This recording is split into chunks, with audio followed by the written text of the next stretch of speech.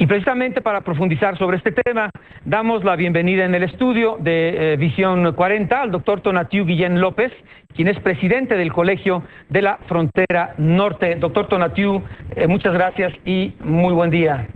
Al contrario, muchas gracias por la invitación. Y sí, efectivamente, estamos ante una situación muy especial en la historia de la migración México-Estados Unidos. Por primera vez en décadas, literalmente, el flujo de crecimiento de mexicanos hacia Estados Unidos se ha detenido. Tenemos tasas de números decrecientes desde 2007, no es nuevo el número, sino de 2007 a la fecha, lo cual coincide plenamente con la recesión económica, pero lo interesante es esta reversión de los números y que se haya manejado en los medios una tasa cero ya de este movimiento, y lo que implica en términos prácticos también no es tanto que el movimiento se haya detenido, sino que el saldo se haya estabilizado. Quiero subrayar que el movimiento de mexicanos al exterior por razones laborales continúa. Tengo aquí unas gráficas para ilustrar los resultados de nuestras investigaciones, pero lo importante es subrayar cómo en los últimos 4 años, para ser más precisos, ha tenido un decrecimiento el movimiento sur-norte. Y sí se ha estabilizado el norte-sur por razones de retorno voluntario y deportados. Aquí me gustaría hacer un énfasis, porque parte de la población deportada por las autoridades norteamericanas, que en número tal vez no varían mucho, estamos hablando de cerca de 350,000 personas, poco más. La parte importante es quiénes ahora son los repatriados. Y aquí el dato fuerte es que hasta hace 5 o 6 años los repatriados principalmente eran quienes recién intentaban el cruce, y ahora estamos en grupos de población que tenían más de 1 año, 2 años, 5 años, 10 años en Estados Unidos. Y eso significa que la población que está siendo repatriada ahora es la que está ya de alguna manera articulada a la sociedad norteamericana, es gente que trabaja, es gente que tiene una estructura social hecha, y son los grupos de población que ahora la autoridad norteamericana está regresando más.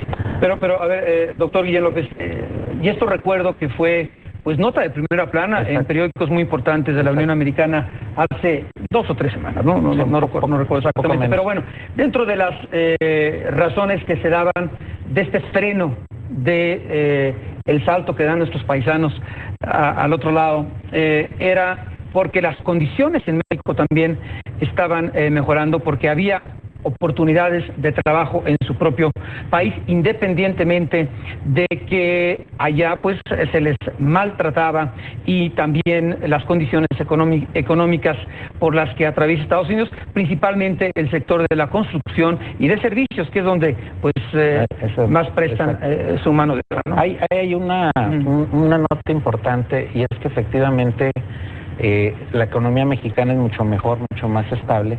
Lo voy a referir con respecto a un dato. Dejan de ir a Estados Unidos más o menos entre 400 y 500,000 personas. Si esa cantidad de mexicanos que ya no cruzan a Estados Unidos como lo hacían en años previos, todavía están en sus regiones y articulados, el dato duro es que no ha pasado gran cosa. O sea, sí hay una capacidad y una estructuración de la economía nacional para esa preservación de ese capital humano, pero también es cierto, y yo creo que es el dato donde tenemos más consenso, es que el problema no es tanto si tenemos o no empleo en México, sino el grado de las asimetrías de ingreso. Entonces, a un investigador científico puede ser muy interesante triplicar su ingreso, o a un empleado de los servicios o de la construcción tener 3 o 4 veces ese ingreso. Entonces, lo que sabemos es que los migrantes no son necesariamente ni los más pobres, ni los menos calificados, ni los que tienen problemas de empleo. Entonces, el dato importante es cómo la contracción del mercado norteamericano dejó de ser el gancho principal junto con este nivel de asimetría.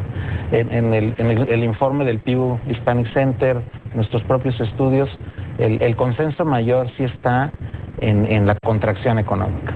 Pero es cierto, también hay que destacarlo, que la economía mexicana no le pasó gran cosa con este movimiento que se convirtió en un movimiento más lento.